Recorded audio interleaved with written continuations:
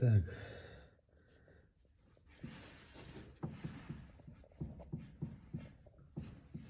В общем, качаем продольно. Есть люфт между вот этой стенкой и вот этой. Рычаг ходит продольно по болту. Люфт, ну, наверное, в миллиметр. То есть здесь как бы он жестко стоит с другой стороны. Здесь вот имеет люфт, который у нас отражается в виде бряка подвески на небольшой скорости. Вот. То есть вот еще раз.